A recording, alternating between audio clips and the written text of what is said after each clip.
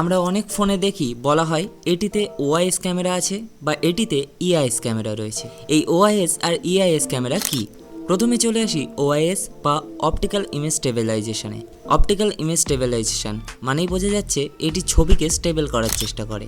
Normal কোনো ফোনে আমরা ভিডিও করার সময় দেখি সেটি হালকা হাত নাড়াচাড়া হলেই কেঁপে যায়, যা দেখতে মোটেও ভালো লাগে না। তাই ক্যামেরাতে এই ওআইএস বা অপটিক্যাল ইমেজ স্টেবিলাইজেশন লাগানো হয়। এটি সাধারণত ফোনে লাগানো একটি মেকানিক্যাল অংশ যা ক্যামেরার লেন্সটাকে নাড়াচাড়া করায়। তাই যখন আমাদের হাত নড়ে যায় তখন এটিও নড়াচড়া করে এবং লেন্সকে নড়াচড়া করিয়ে ভিডিওটিকে একদম স্টেবল রাখার চেষ্টা করে।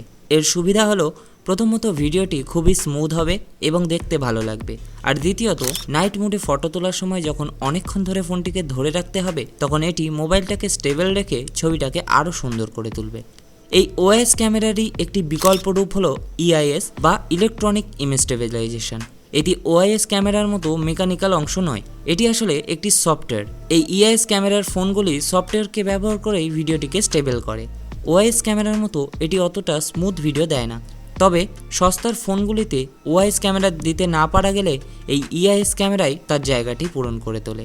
মোবাইলে যেমন ওআইএস ভিডিওকে স্মুথ করে তোলে, ডিএসএলআরেও তেমনই ভিডিও স্মুথ করতে গিম্বেলকে ব্যবহার করা হয়, কারণ ডিএসএলআরের নিজস্ব কোনো স্টেবিলাইজেশন থাকে না।